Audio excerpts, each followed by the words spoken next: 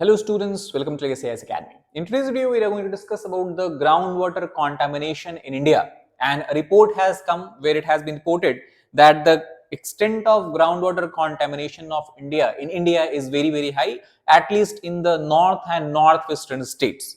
So in this regard, the government agency called as CGWB, that is Central Groundwater Board, it has published a report for the year 2025, and it has found that several states are grappling with a serious problem of pollution, and most specifically the pollution which is highest is of nitrate in the groundwater or in the soils of India as well.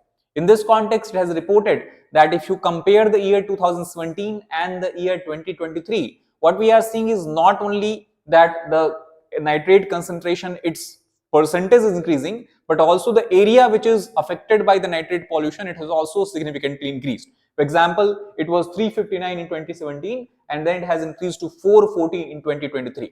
To understand it, we can also look at that total 56% of India's district are today grappling with the problem of excess nitrate pollution. Now, first of all, if you try to understand that when do we consider that the nitrate pollution is excessive, so the figure that is given is if in the water the nitrate is found to be more than 45 milligram for every 1 liter of water, then we can consider that there is an excessive nitrate. If the amount of nitrate is less than this, then it is permissible value, it does not have any significant adverse impact. Now, if suppose the excessive nitrate buildups in the groundwater, what are the major concerns? The concerns are two. First, it is from the perspective of health, because due to the excessive nitrate, when the groundwater is being consumed by the people and especially among the children, it leads to a disease called as methemoglobinemia, which also is referred as blue baby syndrome. Due to this disease, that is largely due to the excessive nitrate intake, it basically decreases the ability of RBC, that is the red blood cell, to transport oxygen from one part of body to the other part of body. And due to the lack of oxygen, the body parts, especially under lips, nose, it start to turn blue. That is why it is called as blue baby syndrome. Baby, because the children are more prone to having this particular disease. The second issue is also environmental in nature, because of the excessive nitrate in the groundwater. When the surface water also, such as lakes, ponds and all, start to have a higher volume of nitrate, what it causes is a harmful algal blooms, where the algae start to spread and grow at a tremendous rate, covering the entire surface of the surface water body. Now, due to this, what will happen is that algae, when they degrade or disintegrate, or what you can say is when they die, they undergo what you can call as the biological degradation, and this consumes huge amount of oxygen from the water. So higher the amount of algae in the water, higher will the oxygen uptake due to their death, and higher the oxygen uptake, lower will the amount of DO, that is the dissolved oxygen in the water, and lower the dissolved oxygen in water, the difficult it will be for the aquatic organisms to survive in the water. That means algal bloom will essentially or ultimately lead to the loss of aquatic life, aquatic ecosystem in the water. So that is the environmental concern and environmental hazard as well we can expect from the excess nitrate pollution. Apart from this, if you look at the major contaminant nitrate in the groundwater or soil has been found to be in the form of dissolved nitrogen, and this also is situated in the subsurface water. Now, one of the reason given here is because of low nitrogen content that we have in the alluvial soil or other soils of India. The farmers, when they have to cultivate some crop, before sowing of the crop, they have to put extra source of nitrogen, which they largely take from the spraying of fertilizers. And this fertilizer or the nitrogen that is put in the soil or ground comes from the ammonium nitrate, calcium nitrate, urea, which is the major source of nitrogen based fertilizer, diammonium hydrogen phosphate, etc. So due to continuous application of the urea based fertilizer or nitrogen based fertilizer, which is also the cheapest fertilizer in India, what has happened is the concentration of nitrate in the soil has been continuously building up. It was because of this reason a few years back government came up with a policy of neem coating of urea, which causes slow release of nitrates in the ground, and thus the nitrate pollution can be controlled to a certain extent. So although nitrate is the main form in which nitrogen occurs in the groundwater, apart from this, dissolved nitrogen also occur in the form of ammonium, or we can say ammonia, nitrite, nitrogen, nitrous oxide, as well as organic nitrogen. So all of these kind of compounds and elements that we have in the ground pertains to the groundwater pollution. If you look at the distribution of the contamination across the entire India, so as per the CGWB report, 3 states, that is Rajasthan, Karnataka and Tamil Nadu, are said to be having the highest proportion of the nitrate in the ground, where it is more than 49%, 48%, 37% of the sample that were collected reported nitrate beyond permissible limit. Similarly, if you look at the states of northwestern India such as Rajasthan, MP and Gujarat, they had a long-standing nitrate problem, and for them it is not a recent problem. However, as far as the nitrate concentration in these states are concerned, it has remained fairly constant since 2017. So no changes has been observed in these states.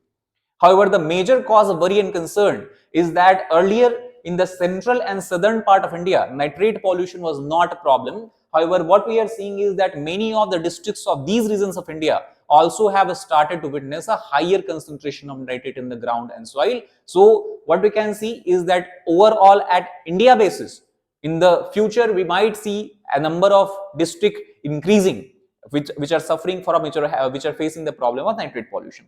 Apart from that, Maharashtra, Telangana, Andhra Pradesh and Madhya Pradesh corresponding percentage figure you can see has been written here also show what you can call as a extent of nitrate pollution. So these are the states that is largely suffering from nitrate pollution. Now it does not mean that when we talk about the groundwater contamination, nitrate is the only culprit. Apart from nitrate, we also have excessive amount of harmful chemicals such as arsenic, which is also heavy metal, iron, fluoride and uranium found in many parts of the groundwater in India. For example, if we talk about the number of samples collected from across India, almost 9% of sample collected had shown a fluoride that is above the permissible limit. Similarly, fluoride concentration exceeding the permissible limit were a major concern. If you look at which states have fluoride problem, so Rajasthan, it has common problem of nitrate, common problem of fluoride.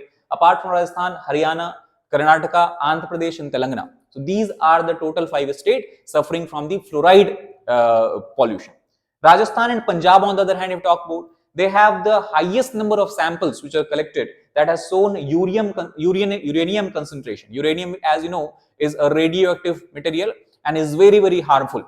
So in many of the samples collected from these 2 states, the uranium concentration was more than 100 ppd, that is parts per billion. To give you an idea that anything where the uranium is more than 30 ppb, any kind of soil or any kind of, we can say, water where the uranium is more than 30 ppb is very dangerous. So 100 ppb seems extremely dangerous, extremely polluted, we can say, as far as the soil is concerned.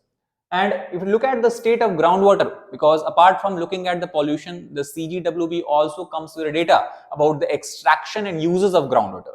So in this regard, it has said that the quantity of groundwater in the various blocks of India we talk about, also there we have seen a extraction rate to be fixed at 60%. So total 60% of groundwater extraction rate, that is at all India level, that has been classified. However, the 73% of the blocks that were surveyed by the CGWB are found to be in the safe zone. What do we mean by the term safe zone? Safe zone refer to such situation where the extraction of groundwater and the replenishment that happens later is enough for the this what you can call as the compensate the extraction. That means replenishment is enough to compensate for water extraction and water being drawn out. So in the future, there is no such risk of the shortage of water or the decline of water table in these areas. In the remaining 27% of the blocks, there is a future possibility of decline in the availability of groundwater specifically. Now the question might come that how the CGWB measures the groundwater. So for this, they have more than 26,000 observation wells that is distributed all across the country, and each of these well has to be managed by the expert or technician who manually takes the value, and then the recorded value is then transferred to the central collection cell. So since 2023, around 16,000 to 17,000 digital water level recorders have been connected to piezometers. That is the instrument which is used to measure the groundwater. As you can see, a well is dug wherever groundwater is available, and through that instrument called as piezometer is installed that keeps on measuring the water table and the amount of groundwater. So they transmit the information also digitally to the centralized location. So there are 2 sources. One, as we have discussed, through the groundwater observation wells, the technician also manually collect the data, and the piezometer also directly transfer the data. Not only that, as per the CGWB latest report, it has stated that in the next 3 years, it is planning to increase this 26,000 observation well to a number of 40,000.